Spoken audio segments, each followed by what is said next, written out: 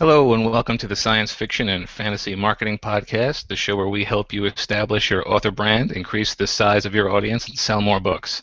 I'm Joe Lalo, and I'm here as usual with Jeffrey Poole and Lindsay Broker. Right now, Lindsay is on a slower than usual connection, so I've adopted hosting duties. Hi, everybody. Howdy, howdy. Hello. He just thinks that's the reason. I'm just gradually trying to shift the announcer host job off on somebody else.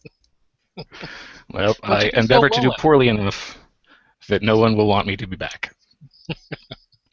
All right, so today we will be talking about reviews and various value that reviews have for you and things that you need to do regarding reviews. But first, we should probably start off with what's new with each of us. I'll start since I've got the camera on me already. On Thursday of last week, I released my most recent book. I released the sequel to Free Wrench, which is a steampunk novel. It is called Skykeep, and it was after about a 3-month pre-order on both places, let's say Smashwords and Amazon. And it went pretty well. All told, I probably sold about 300 copies as part of the pre-order. A little bit more than that, really, about 180 on Amazon and about 150 elsewhere.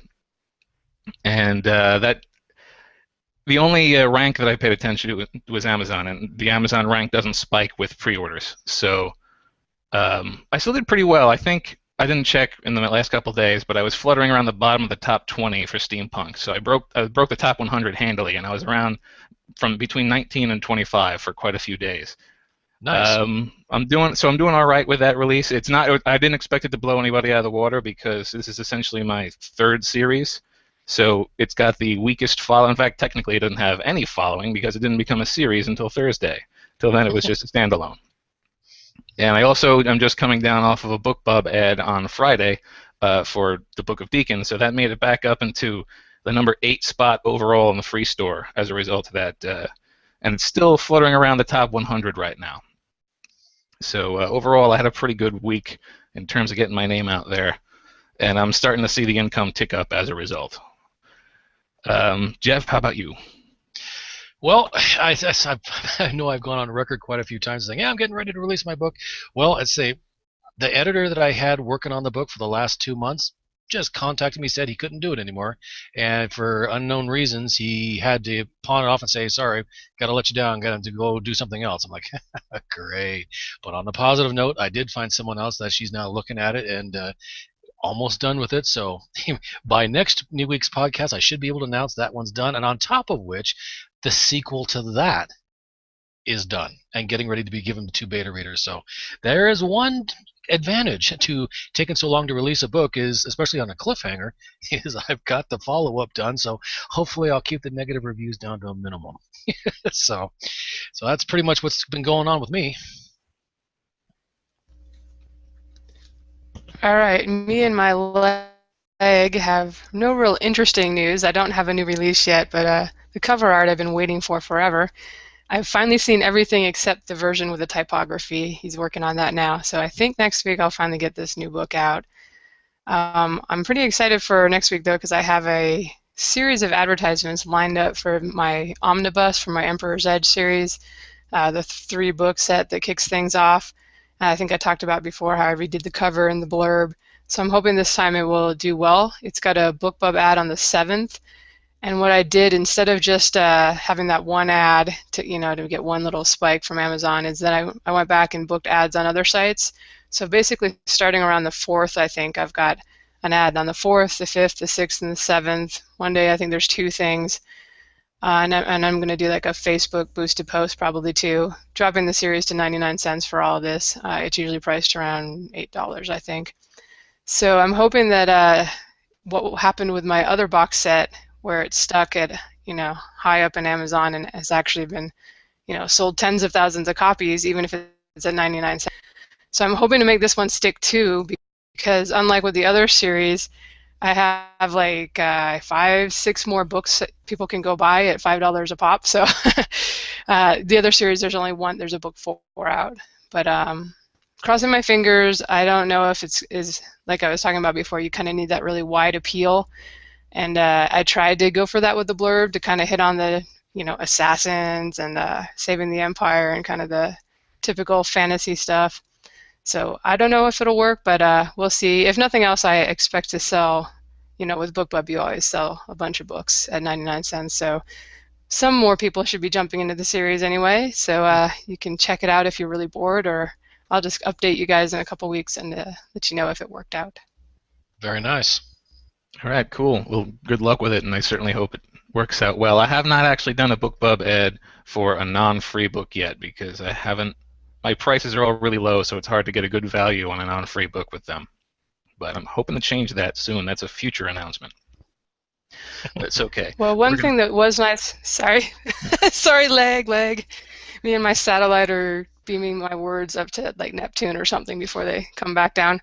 But I just want to say it's kind of the one thing I've done that's gotten me a lot of book sales on Barnes and Noble, and the box set actually stuck over there and sold like 1,000 copies with that BookBub ad, and then it just kind of every weekend it's been in this rotation, I think, where it gets mentioned over there on their top sellers or something like that, and so I get a nice boost every weekend. And I've never had this good of Barnes and Noble income before, so I'm just waiting for it to crash because I'm a pessimist like that, and I know it can't last forever. But yeah, if you can sell a lot of books in a short time at Barnes and Noble, it actually seems to have some of the Amazon is whereas their engine starts kind of promoting you. So definitely recommended if you can do it. Yeah, absolutely. I had a while back. I had a pretty lucky run with Barnes and Noble, and I have found that once you get high enough on their paid list, you seem to stick around for a while. I had a really, really high income for a while. I think that's what actually got me interviewed by Mark Coker a while back, because I was unusually high on the Barnes and Noble list. So if you can get up on their list, you'll stay there for a while. It's very nice. But let's get to our topic of the day, which is reviews. And the first question with reviews would be, why is it important to get reviews? And since we're talking so much about BookBub, I guess my addition for this would be that you need reviews. You need good reviews, and more than a few, in order to even be considered for things like BookBub. There's a lot of the best ads, the best advertising you can do, only wants to advertise good books, and obviously they can't afford to read tens of thousands of books that are submitted, so they have to rely upon the reader's opinion. And that means you need to have a high average score and a lot of them, because otherwise you could just be, using some sock puppet accounts or just having your friends put in some high scores for you. So one of the really important things about reviews is that they can help you to expand your readership by getting it into the hands of advertisers who want high quality stuff. And another point, which can be expanded upon by others, is that also goes for readers, because readers really trust reviews. They trust each other, so they don't want to be the first one to read a book. So a handful of reviews, even just a few, is good to sort of prime the pump to get people buying your book.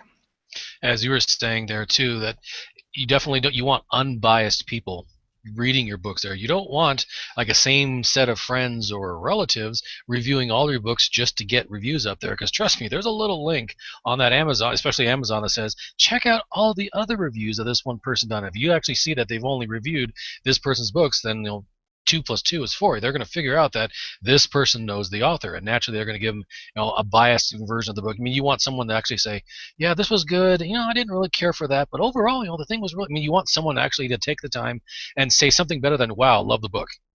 And whereas it's nice, it helps the overall score, but you actually want a review that's longer than like a 3-word sentence. I mean, when the person actually takes the time and says, okay, yeah, I like this, the flow of the story, I like where they put the characters, I thought this part, the beginning was maybe a little bit slow, but it picked up near the end, I can't wait to buy the sequel. That's the sort of thing that's worth its weight in gold, because someone's reading that going, huh, look at the price, that's not bad. What the heck? I'll give it a try. That's what you want. It's absolutely true, and yeah, the other reviews by this person, it can really kill you, because I've had a few family members leave reviews, and they were good reviews, but they weren't exceptionally well worded reviews, so it had the double whammy of being they've only ever reviewed my stuff, and they didn't really sell the book. So yeah, definitely unbiased reviews that are reasonably well detailed are really worth their weight in gold. And that's a problem that most authors don't realize that they have, is when a family member who means well says, I'll leave you a review. How do I do it? You're like, I appreciate the thought, but I don't want you to leave a review, and it's no offense, but I need someone that's non-related to me to actually do it. But of course, and then I can just change my name. No, please don't. These people on Amazon are better than Sherlock Holmes. They will find out that I set up these reviews and just to make myself look better than I actually am. So no, it's just not worth it. But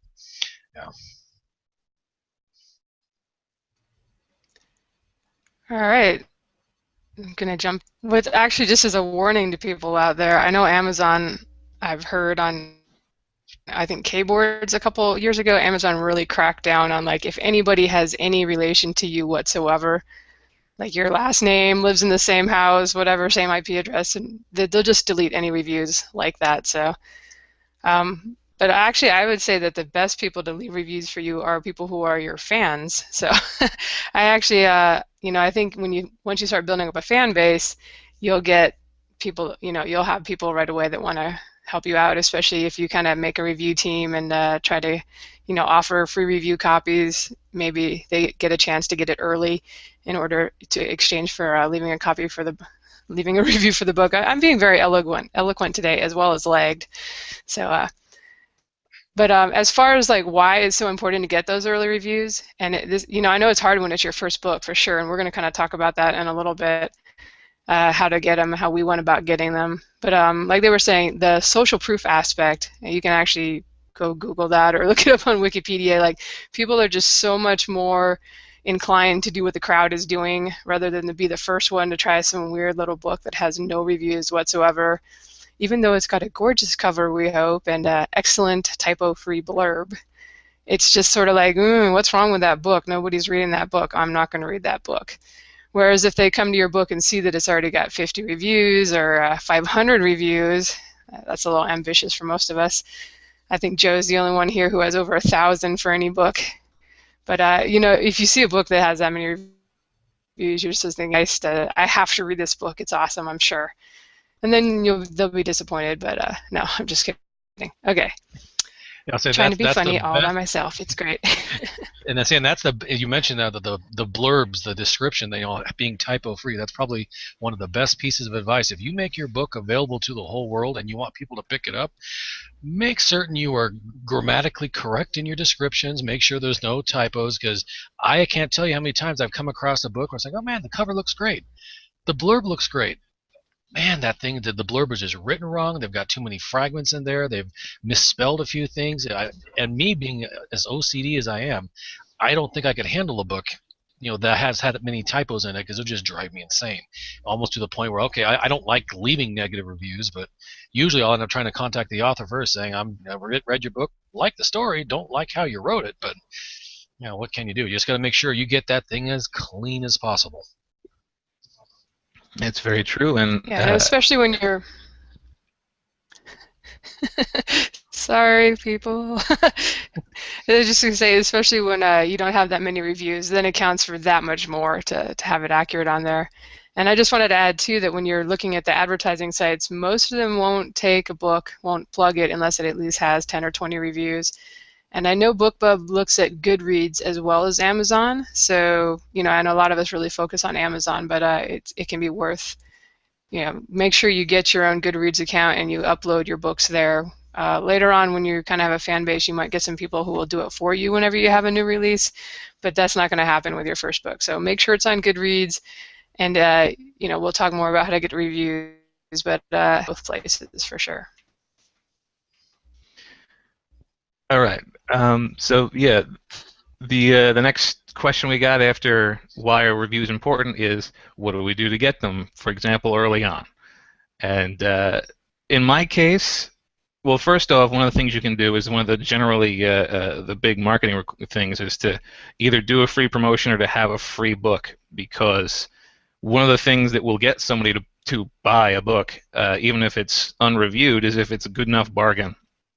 So lots of people, even if they don't have a follow-up book, will do a free promotion just so they can get their books into enough hands to hopefully get a few good reviews. And often those reviews will mention they got it during a free promotion, but if it's a 5-star review and it actually has value to the reader, they won't really care that that person happened to get it for really cheap. They're more interested in what the quality of the book is. So a free promotion early on, or just having a free book, is one way to get people to do reviews early. And I'll say one more and then hand it off, and that's to say, in terms of reviews not on customer sites, but like actual like blog reviews, which have value but not in the same way that the other reviews do. I have solicited reviews from review sites. I had a lot more success with them in the past than I have recently. But there are plenty of sites that will review very genre-specific, very niche books. So if your book falls into a certain niche, it's actually easier to get reviews because you can find a smaller, a little bit more eager to review site to get your stuff. So you can get reviews on people's websites just by soliciting them.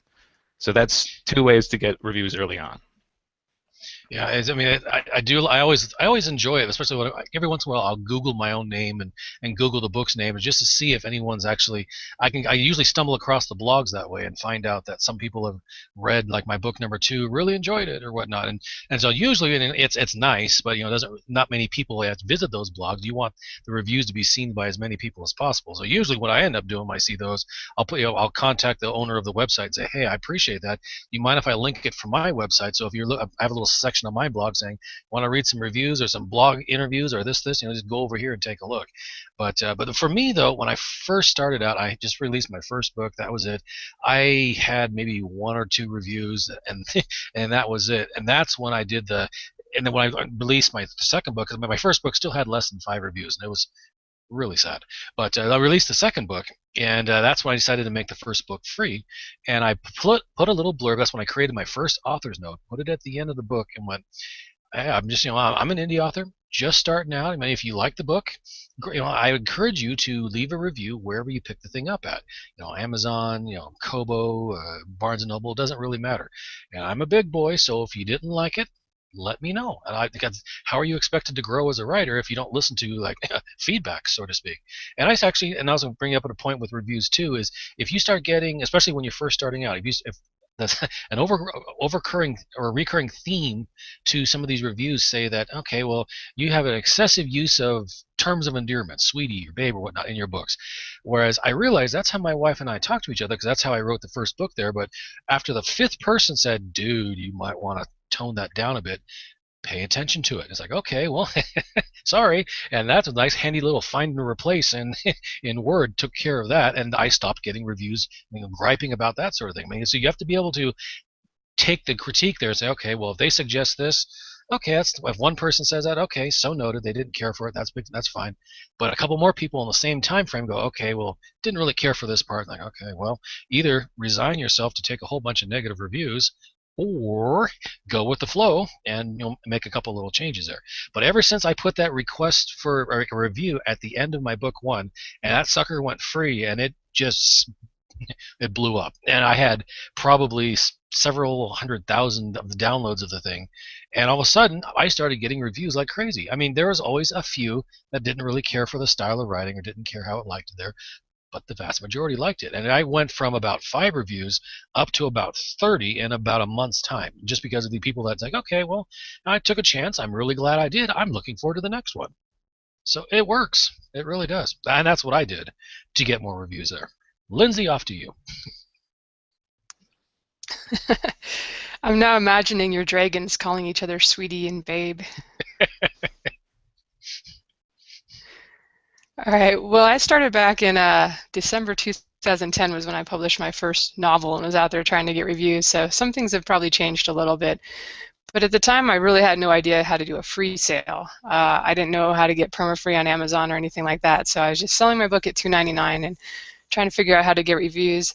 I basically went to all the forums out there, like Kboards, which was probably just Kindle boards back then, and Mobile Read is still a really huge forum, I believe. And I just checked, and the Nook Boards forum is still around. It's not as popular as the other ones, but it's specifically to Barnes & Noble. And I just went in there and said, if anybody, I put my blurb and my cover art in a forum post. Most of these places have a place where you can plug yourself.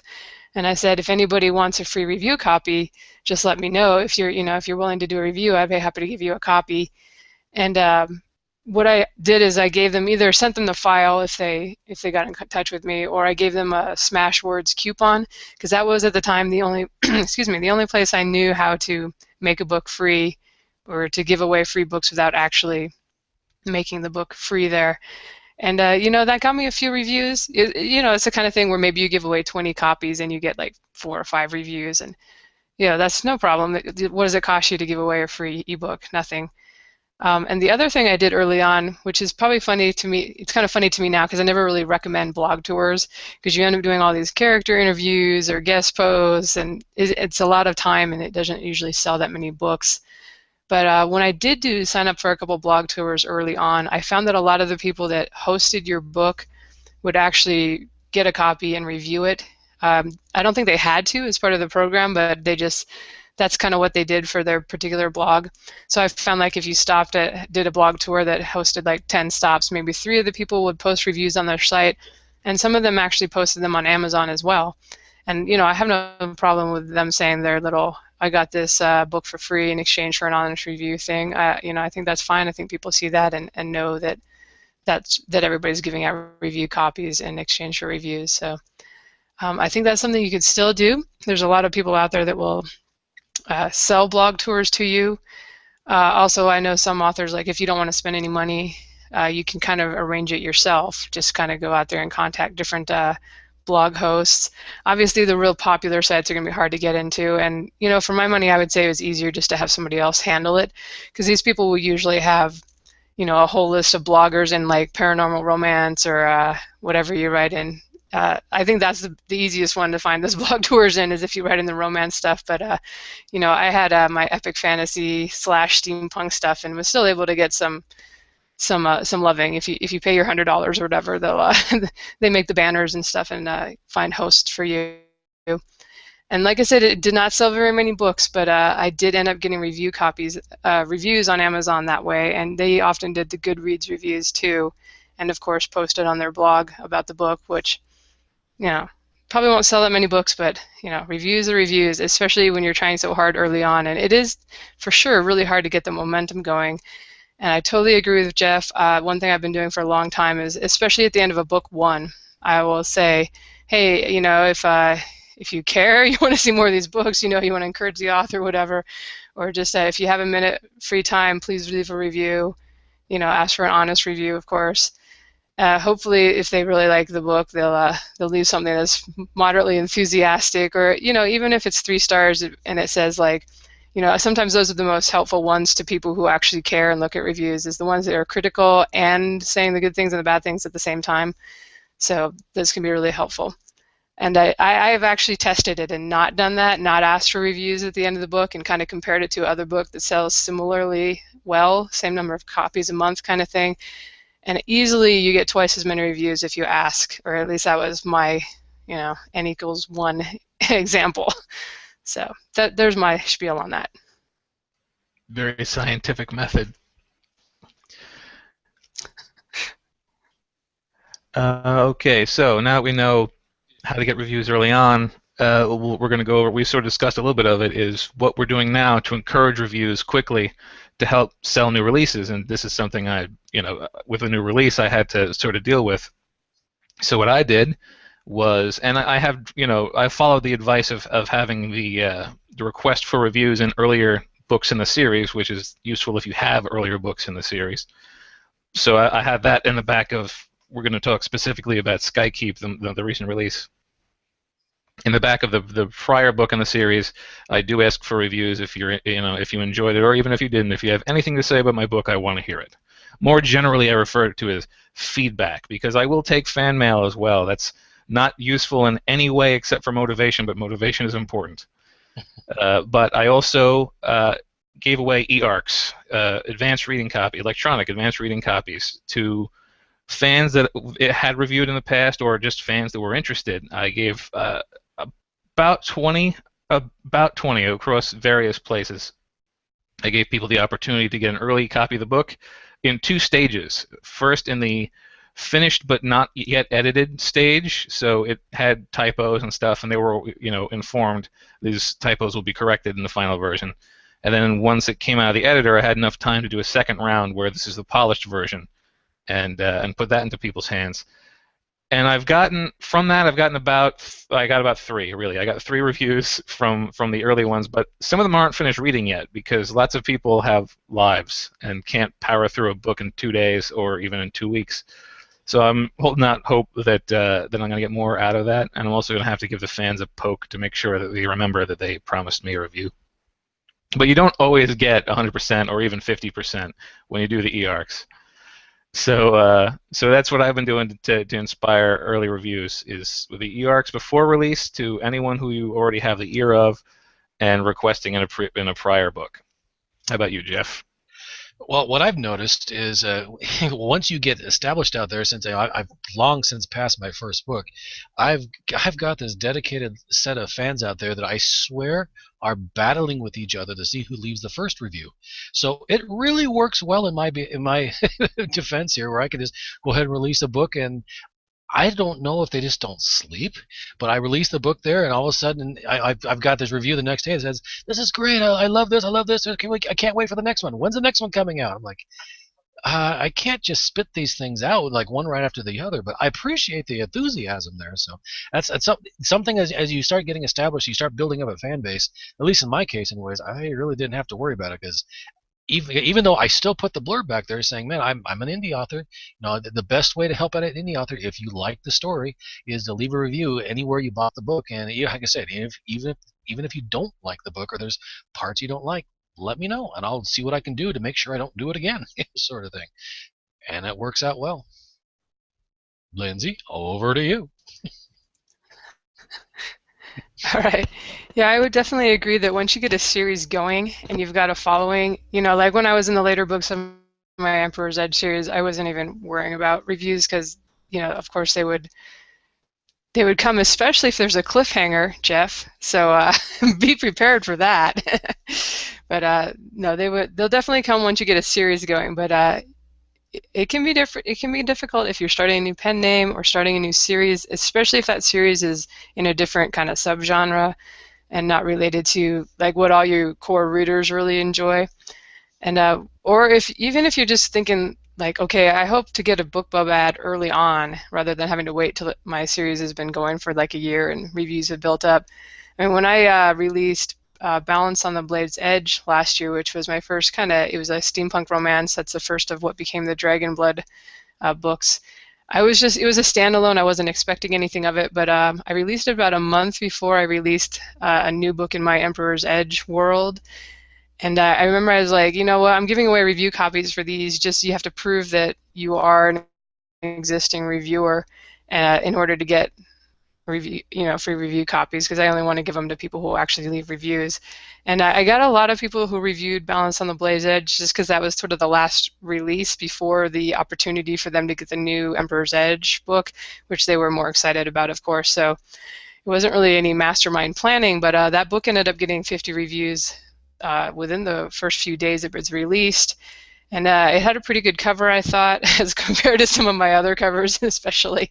That was, really good for the genre. And I guess it had a blurb that worked because that was kind of one of the first books I released that, everything once you have a fan base, it kind of will debut kind of high on the Amazon top whatever list, and or we hope. But as far as getting something to stick up there and to start being spread out and picked up by people who are not your existing readers, that was sort of the first book where I had that happen. And I think it was part, I released it at $2.99, so it wasn't even like a really cheap release. But I think that and some people will say this is not true, but I think if you can get a bunch of reviews kind of that first week, I really do think it plays a role in kind of the Amazon engine wanting to help support you. And it definitely helps if most of the reviews are on the good side. You'll appear in that over on the sidebar in your category, most highly rated book in ever. So there's a lot of good things happen if you can get a bunch of reviews, I think, that first week. So that's why I definitely encourage it. And like Joe, now I will try to kind of have some people who have proven themselves, that they've reviewed in the past, and I've got them now in emails, and I told you guys with my mistake a couple weeks ago. I wanted to let anybody who was on my mailing list have the opportunity to have a review copy, and it was just such a headache. So it's actually really good to start cultivating people early on when you don't have a huge list, and then you've kind of got your list of people that these are the people you sell to, and then over here on the side you've got your street team or whatever you want to call it. These are the people that maybe that really raving fans that also love to do reviews, because that's not everybody. You can have really supportive people who just are not into leaving book reviews, such as I am not really into leaving book reviews. But if I like your work, I'll totally pimp it somewhere. So that's sort of what I do, is try to cultivate people who keep track of those ones who do leave reviews, and just email them in advance in the future and say, hey, do you want to check out this new series I'm doing? Because like I said, it's at the book one, the start of a new series, where it can be really crucial to get those reviews, and especially if it's something that's different from what your fans already expected. I see you there, Jeffrey. Pimp it somewhere is totally the phrase of the day. All right, passing it back to Joe. Yeah, right. So we referenced this a little bit earlier, but we've mostly been talking about Amazon reviews because Amazon is in most ways the king of the hill. But should you pay attention to Goodreads or other sites, and do you? So in my case, yes, I do, and I can tell you a few reasons why. First off, Goodreads. Interestingly, I find Goodreads, the text reviews, when you get them, they tend to be very wordy and sort of valuable. You get because Amazon sort of requires you to have text, and Goodreads doesn't. They can just rate it. You can get an awful lot of ratings on Goodreads, but the text reviews are fewer and further between. But they are almost always a little bit better thought out than on the other places, because it's not trying to convince somebody to buy the book or not buy the book. It's just giving an opinion of what you thought of the book. So I find the reviews there valuable, but also places that aren't Amazon or Barnes & Noble that have a hard time getting reviews onto their sites, like they just don't have a strong customer base, will often draw from websites that do reviews. So, for example, I just recently moved my library over onto Google Play after a very long time being elsewhere. And now this is a book that's been out for 5 years elsewhere, and it's brand spanking new on Google Play. A few of them already have reviews. Some of them had reviews before even being purchased, because Google Play will go through for your books, and eventually, I asked if I could speed this up, and they said it's not something that you have any control over. They will go through to places like Library Thing or Goodreads, and they'll just grab a handful of reviews and plop those into the Google Play storefront. And it's not that, that happens on a lot of other places. I think Kobo, for a long time, maybe still, would pull Goodreads reviews, and back in the Sony days, Sony would do Goodreads reviews. So, yeah, absolutely, it's useful to keep track of and to sort of foster Goodreads reviews, because they can get you a rating on a site that doesn't even have any sales. Yeah, I totally noticed that too. I pay attention to Goodreads. I have a Goodreads account. I interact with fans there. But as you were mentioning, if someone takes the time to leave you a review on Goodreads, they'll leave you a War and Peace novel detailing what they liked about the novel. The only negative part about that is if you ever come across someone that hated the book, wow, they'll rip you a freaking new one. Like, oh, I don't understand this. Or the character is too shallow. Didn't do this. And I'm like, you didn't like it. I get it. Okay, no problems. Thanks for giving it a try and move on, sort of thing. And I've also noticed too is what you were saying with the library thing. Like, for instance, you ever look at every once in a while I'll go to the worldcat.org, the world library thing where you can actually check to see what libraries have your books, and it's the same sort of thing. Is no one ever leaves a review on WorldCat, but yet it reaches out and grabs reviews from Amazon, from Barnes and Noble. And so if you happen to find your book, you see it there, all of a sudden you see a whole bunch of reviews that are listed there. Hopefully they'll grab the good ones, but every great once in a while they'll grab a bad one, and you're like, oh great, thanks for putting that one in there. But yeah, it's something you really do want to pay attention to, because like I say, I've got on my website I've got links to all the different retailers that have them, and every once in a while I'll just kind of click each link. First of all, make sure the links work. They haven't redesigned their website somehow so it's pulling the wrong books. I'll check check the reviews, see how it's stacking up, sort of thing, and just I like to keep an eye on them just to see how it's doing. So yeah, I do think they're important, and I do think you should pay attention to them. Anywhere your book is sold, I kind of keep an eye on it. Over to you, Lindsay. All right. Yeah, I also I do tend to put most of my emphasis on Amazon just because I think that's natural for so many of us. You know, Amazon may account for like 90% of our income and our sales. But I do, I don't say like specifically you need to review your book here, here. You know, I just kind of, I have my books for sale everywhere, and I try to do promos for everywhere that I can so that they actually sell everywhere. And I will kind of, when I get people that are volunteering for review copies, you know, if they say something like, oh, I'm a Kobo reader, you know, I try to, for sure, that person goes on the list because I want to make sure I always have somebody reviewing at Kobo. Or it's really cool. I've got a couple of readers who review in French and put it on the Amazon German store, the Amazon French store, and those are hard to get. So, unless you're just selling boatloads of books there, which, considering most of us are writing in English, that's it's hard to sell those boatloads. So it makes sense to kind of cultivate a few of your those people who do leave reviews. You know, get in touch with them when you have a new book out and say, or a new series coming out. Hey, do you want to be on the review team for this one also? And as we did mention before, like some of the sites, especially BookBub, and I don't know how many, you know, if any of the other sites are the same way, but they've said that they will look at Goodreads as well as Amazon, maybe because so many of us indies do focus so much on Amazon, and they have readers from Kobo and Google Play and all the places that they share links to. So I think they want to know that, you know, I would say too, it's if people are going to game the system, they always focus on Amazon. So maybe, oh, this is like a real author who has real people reviewing their book, if there's reviews all over the place, and maybe even the blog sites, that's helpful to be up there too. So I do think it's definitely worth it to check out those other sites. Absolutely, and I agree. So next up, we're going to talk about bad reviews, which I'm sure is a heck of a topic for all of us. I have listed it in the past, bad reviews being sort of my greatest weakness as an author. So I will talk about a bit how I've learned to deal with them. And so what do you do with bad reviews? First off, read the review, especially early on, because early on, you know, your book is freshly out. There might be problems in it, and bad reviews are sometimes warranted. I mean, no one's perfect. So if you get 3 or 4 bad reviews and they all cite the same problem, like Jeff said, then go and make sure that that problem is fixed, or try to be certain that that problem exists. I've had people give me grammatical corrections that were not wrong. There are grammatically called for situations where you would use the words had twice in a row, but 1,000 people have told me that I do it wrong every time. So you start to learn what things to avoid because of bad reviews. But that being said, the biggest skill with bad reviews is realizing when they're useful and when they aren't. And when they're useful, you learn from them. And when they aren't, you ignore them or you laugh at them.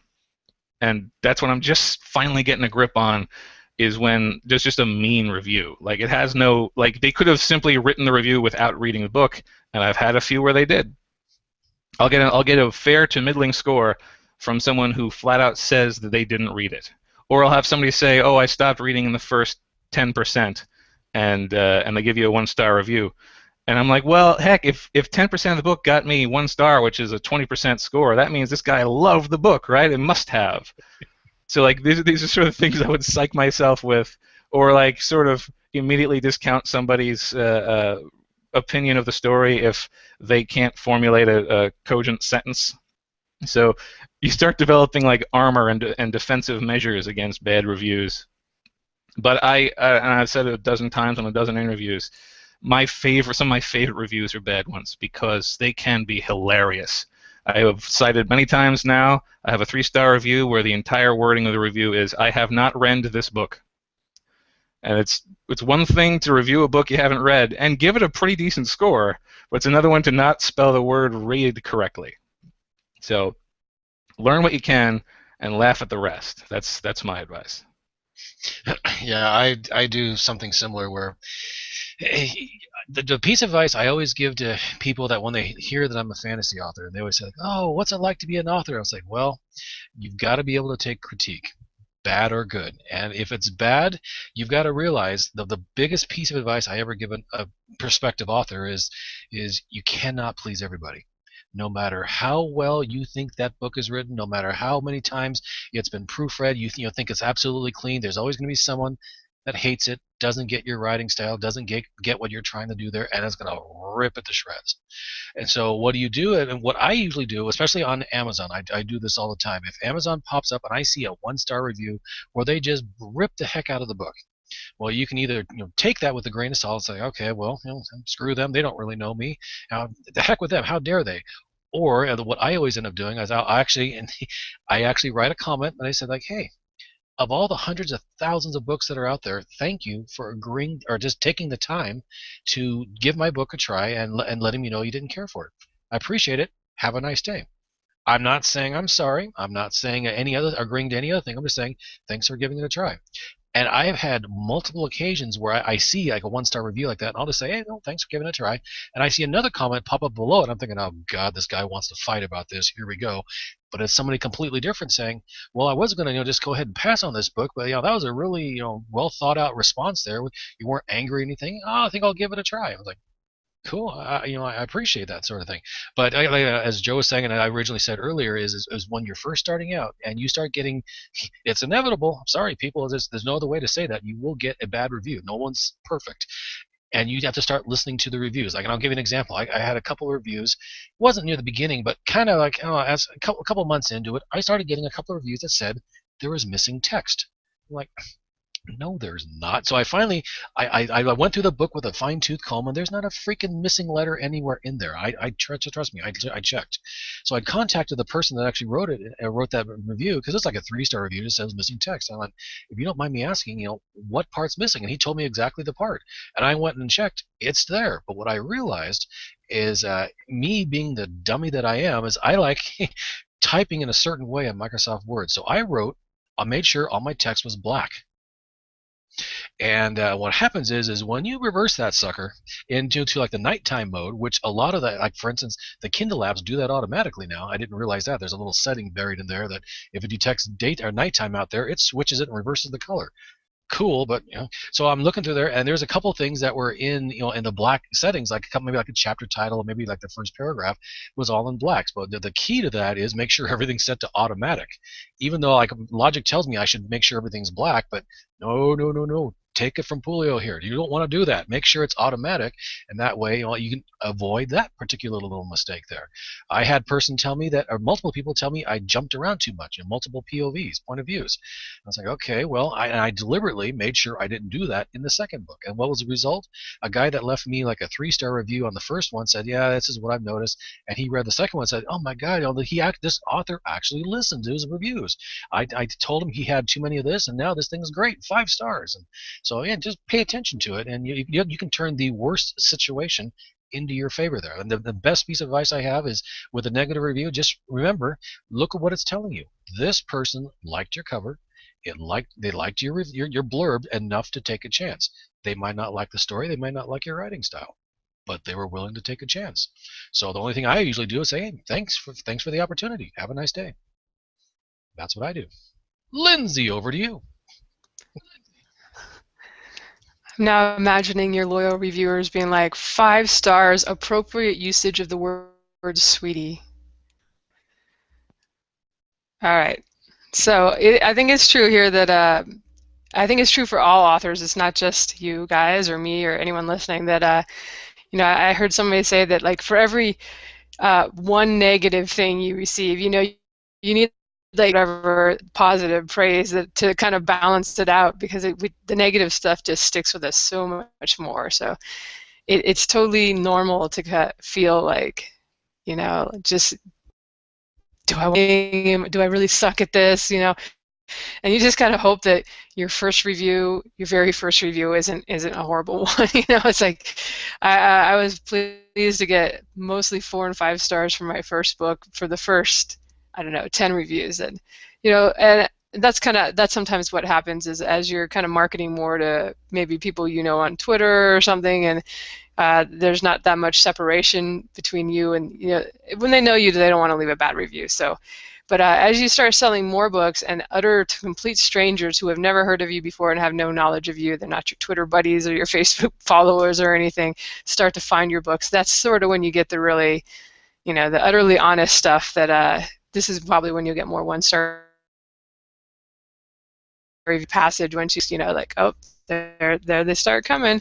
And just, I think it helps to look at some of the popular stuff out there. Like, if you go look at, for every 1,000 5-star reviews, there's 1,000 1-star reviews. It ends up almost like a bell-shaped curve where, 3 or 4 is more the average, and that's, it's typical. Not everybody's going to love everything, and sometimes people want to hate on it just all positive. So as hard as it is to take, it makes your book seem more like a real book once you've gotten some 1 and 2-star reviews. And I think you also jaded, like, oh, really?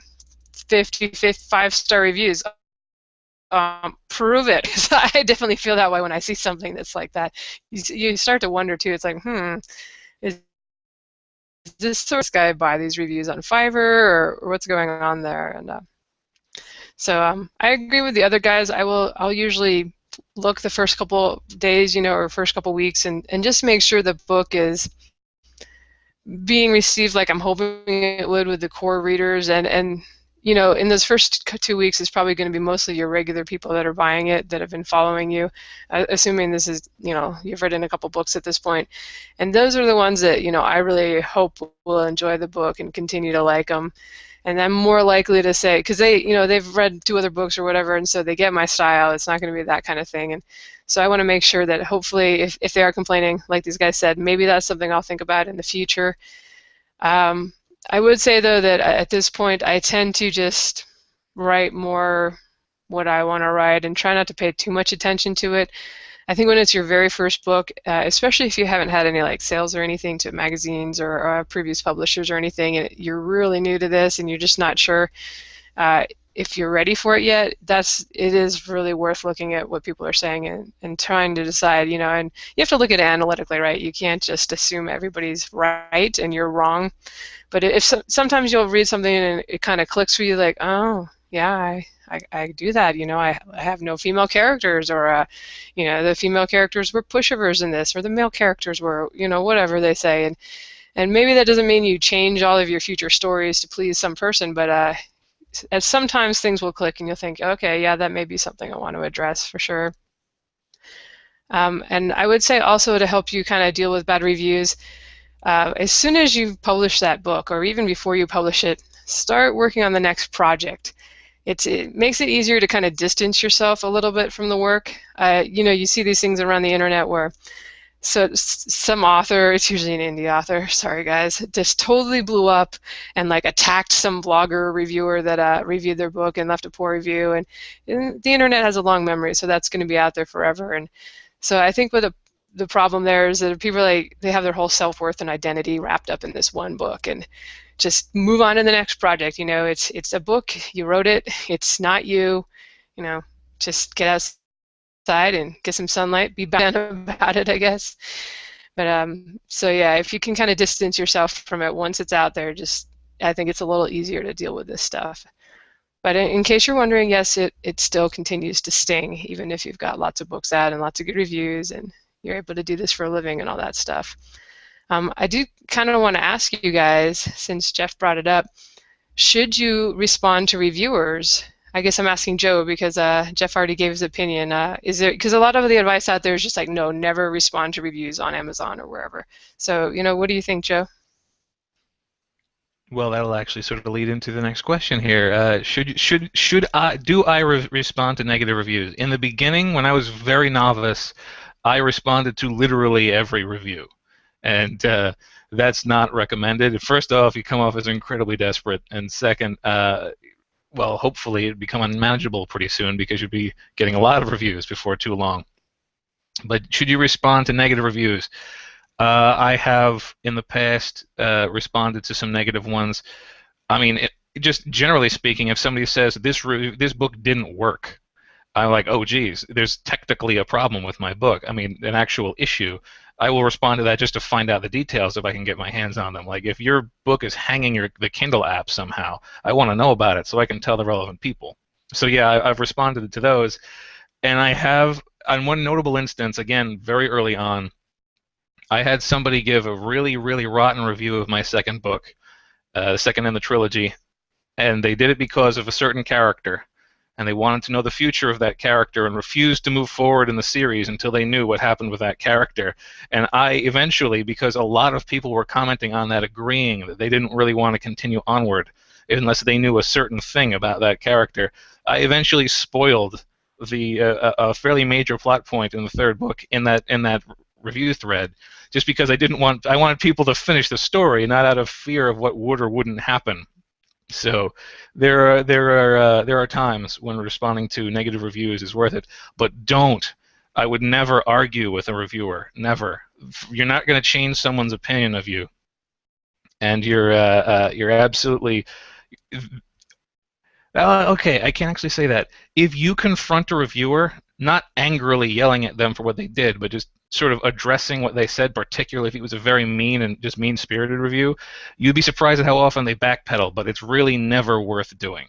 You're going to spend a lot of time and mental energy to like put together a heartfelt response to somebody who was just being mean, and that time could have been spent writing. So, yes, I've responded to them. Yes, there are times to respond to them, but I wouldn't recommend responding to negative reviews.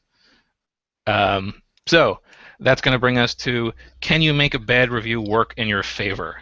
And I'm going to say that yes, you can make a bad review work in your favor. I have had some people who had complained about bad grammar in a book that had since been edited, and I mean they would complain now that the book had bad grammar and it had been edited months and months ago.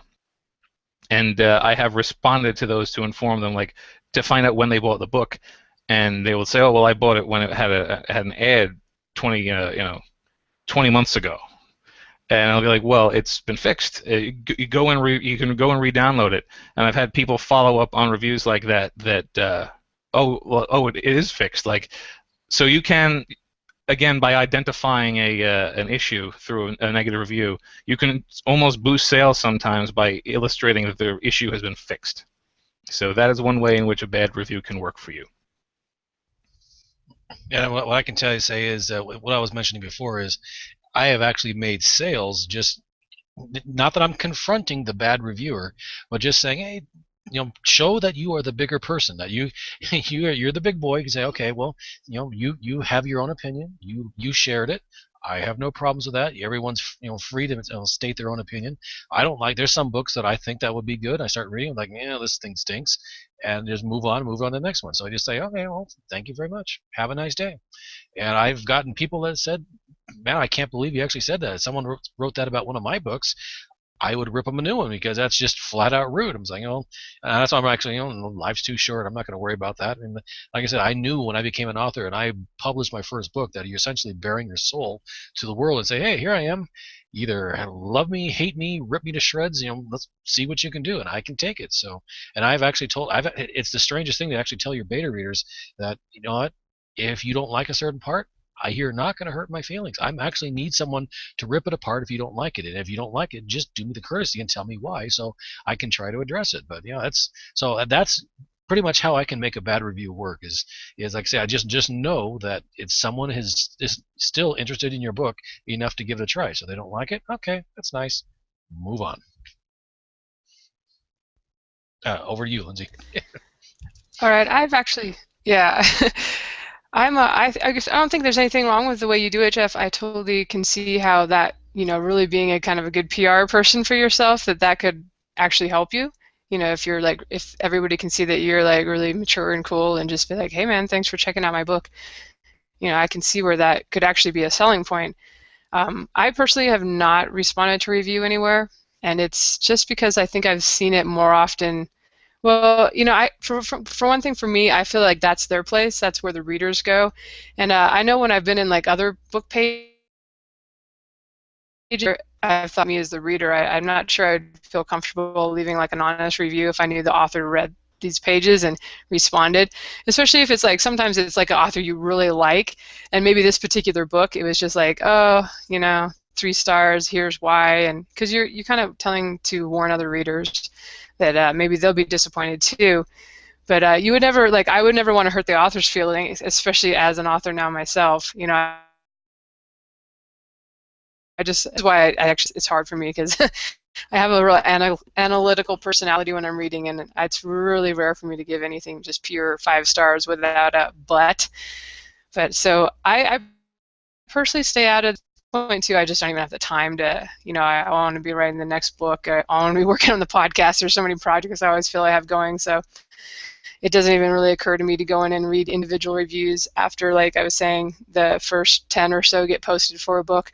I certainly don't go back and read the old ones anymore for old books. I just, you can't keep up. It's kind of like when people come to your blog and post a comment on something from 4 years ago and ask a question, and I'm like, God, I have no idea what I was even talking about back then, so I'm not sure I can give a good answer. But that's just how I do it, and I think everybody can have their own way of doing it. It's just you kind of figure out as an author what your personality is. I think Jeff can take some criticism, and I think maybe some other people are going to have a harder time with some of that criticism. It's just not something I asked anybody to do, but I actually have a beta reader who sometimes goes in and reads the reviews. Not, I didn't ask them to do it for me, but if there's one that she likes, she'll point it out to me, and that could be something you might want to do, is have a friend kind of read them for you. And then if there are issues, like Jeff was saying, or where there's missing text or something wacky with the formatting, that's a way to find out without exposing yourself to stuff that may just make your soul crumble inside. And yeah, I know they say like, oh, you're a writer or artist, you're out there in the public eye, you need to just develop a tough skin. But I do know people that, I've gotten better over the years, but I'd say I'm pretty sensitive about that stuff. And I know people that are even more sensitive, probably those ones that are exploding on people's blogs and having a little, figure out for yourself if you can handle it or not, and if you can't, maybe just don't read them, or like I said, have a friend or beta reader kind of check them out those first few days and make sure there's not any crazy problems or anything. But that's it for me on that. Yep, I have a friend who's taken it upon himself to every now and then go through and look at the recent reviews on my stuff, and he's kind enough generally to just paste in the really positive stuff. You're like, hey Joe, look what somebody said. And I can't say this without sounding like I'm tooting my own horn. There aren't a tremendously large number of bad reviews to my stuff, so he gives me every single bad review and a lot of the good reviews, and it's still a good ratio. He will, yeah, because he knows I laugh at the reviews, some of the bad reviews now. It hurts like heck still, but I'm a little brother. I was picked on my whole life anyway. And we're getting toward the end of the hour, and that's just about all of our points. We have a few other things on our list, but they're sort of recaps of other questions. So I guess I'm going to close out just by asking if you have any sort of notable recent review experiences, because I had one, and I really like it. I had a recent review. One of the 4 reviews that are on Amazon right now for Skykeep was a 4-star review, so it was a good review, but it was almost entirely critical. Everything about it was talking about how they liked the first book, like the first book did it just that much better. So this was a 4-star review and therefore helping my score. And it starts off by saying it was worth the money and it was an excellent book, but then everything else was essentially talking up the prior book in the series. So it was a roller coaster when I was reading this review, and I'm so happy with it because it was point by point analyzing the book for anybody who wants to know, and it was saying this is good in this book, it's better in that book. So that was a unique experience for me. I had something similar probably a couple of weeks ago where I got a review for I think it was Amulet of Arya, the 3rd Bachkian Chronicles one, and it had to be the most negative positive review I have ever had. It was like, yeah, I like the book. Yeah, so you did something similar. You did this in the second book. I like that so much better. You really shouldn't have done this in the 3rd book too much there, but you did it better in the first one even than the second one. And this kept just ripped the whole thing apart. And I'm just reading it going, thanks. I think. I mean, I appreciate the 5-star review. I mean, it tells me you like it, but okay. So I thought I didn't take that many liberties with this particular character or that particular character, but I guess I'll note it for the future. But it was just funny. It's like, okay, this person loved it, and here's why he didn't. I'm like, okay, hey, whatever, that works. All right, I'm not sure if I've had any like real recent review things that stick out, but definitely when I was finishing up my Emperor's Edge series, which was 7 books when I finished it, I definitely had like a lower review average, I would say, in the last book than on the some of the previous ones, which is not like it was horrible. I think it's a 4.5 or something, and the previous one's like 4.7. But I had more people that, it's sort of like, I think you're always going to find when you're wrapping up a series that it's really going to be hard to please everybody. What everybody thinks should happen with certain characters and storylines, and if you killed off a character in your epic battle or something, that might come up. So I think that's something when you're finishing up a story. People get so invested in these characters in their lives, which is great. And you probably get emails that are like, oh, I think you should do this character or spin off and do this with this character, or these two characters totally need to hook up. And you're like, well, thanks. It's not really what I had in mind, but appreciate that you care that much. And you even get people writing fan fiction and stuff. So I think that that's normal when you're kind of finishing up a series, that maybe expect that. I mean, I guess maybe you can really nail it too, and everybody thinks it's awesome. But I do think, especially when you're writing the real character-driven stuff, that people do start to have things that they want to see happen with those characters, and it can be hard to satisfy everybody in the end. So maybe we just have to accept that that's going to happen when you've got, figure you're lucky enough that you have fans that care enough that have followed along for 7 books or whatever it is. Yep, I've got a couple characters, or for instance, my first book, I actually wrote my mom in as a character, and she, every time I release a new book, am I in this book? No, that character doesn't really fall in this particular story. Well, wouldn't it be great if you have me do this? I'm like, Mom, fiction. It's fiction. It's not real there. But so I always get like, okay, like I base a lot of characters on family and friends. Like, okay, well, when is my character going to come back? Or I'd really think it'd be cool to do this. I'm like, all right, noted. I don't think it's going to happen, but noted. So it's fun though. Yep. And I guess with that, we're just about at the end. So I guess I want to say, let's everybody tune in next week, because we've got Mark Coker next week of Smashwords fame. We're going to be talking to him about, really, he's something of a publishing and marketing guru. So we're hoping to pick his brain on an awful lot of stuff. Oh yeah. And with that, I guess we'll sign off for now, and we'll see you all next week. Everybody have a good one. Thanks for listening and or watching. Bye-bye.